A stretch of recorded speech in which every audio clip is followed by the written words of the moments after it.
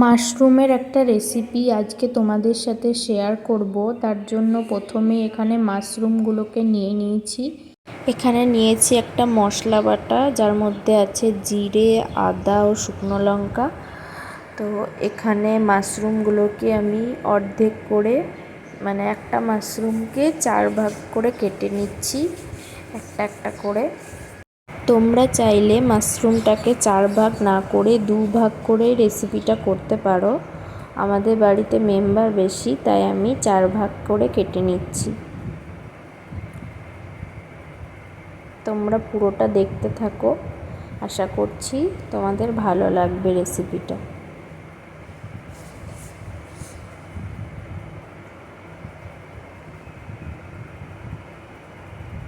একে একে সব কেটে নিচ্ছি মাশরুমগুলো। এক হাতে ফোনটা নিয়ে ভিডিওটা করছি আর এক হাত দিয়ে কাটছি, তাই একটু অসুবিধা হচ্ছিল। স্ট্যান্ডে রেখে ঠিক লাইটটা ভালোভাবে আসছিল না, দেখা যাচ্ছিল না, তাই যতটুকু পারলাম এক হাতে ভিডিও করছি, এক হাতে কাটছি।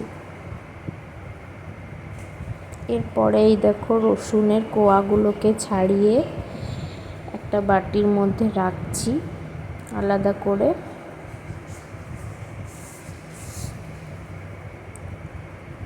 একটাই রসুন নিয়েছিলাম, তো 7-8 কোয়া মতো হয়েছিল। এবার পেঁয়াজটাকে আমি কেটে নিচ্ছি এভাবে লম্বা করে।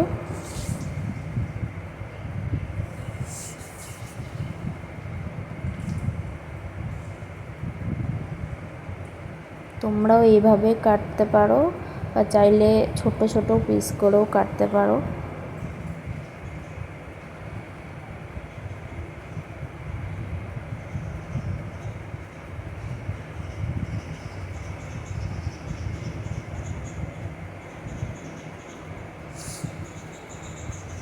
এখানে আমার ধনেপাতা, মাশরুমগুলো আর পেঁয়াজ, রসুন সব কিছুই কাটা একদম কমপ্লিট হয়ে গেছে।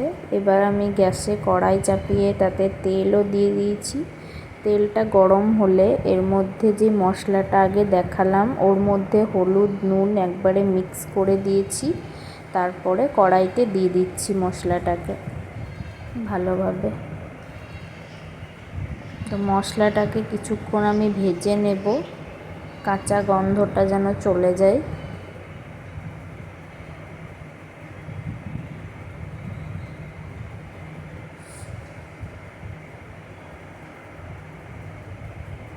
চ্যানেলে যদি তোমরা নতুন হয়ে থাকো, একটু চ্যানেলটাকে সাবস্ক্রাইব করে লাইক কমেন্ট করে পাশে থেকো। আরও কিছুক্ষণ আমি ভেজে নিচ্ছি মশলাটাকে। এবার আমি যেগুলো কেটে রেখেছিলাম সব কিছু এর মধ্যে দিয়ে দিলাম। এর মধ্যে দিলাম কেটে রাখা মাশরুম, পেঁয়াজ আর রসুনের কোয়াগুলো। এবার এটাকে মশলার সাথে ভালোভাবে মিক্স করব।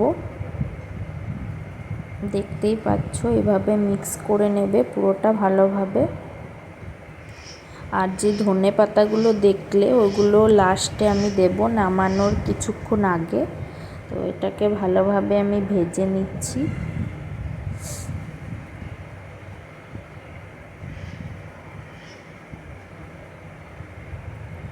এখন দেখতে পাচ্ছ মাশরুম থেকে অনেকটা জল ছেড়ে দিয়েছে।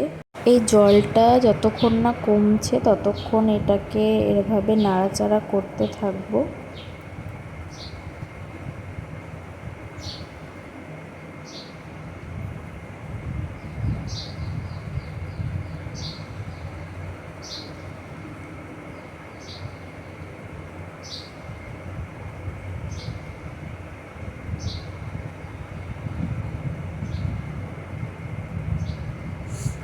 জলটা এখন অনেকটাই মরে গেছে, দেখতেই পাচ্ছ। এবার এর মধ্যে একটু জল অ্যাড করে এটাকে ফুটতে দেব। মাশরুমটা কিছুক্ষণ ফুটে গেলেই এর মধ্যে ওই ধনে পাতাগুলো দিয়ে দেব। এখন মাশরুম একদম রেডি হয়ে গেছে।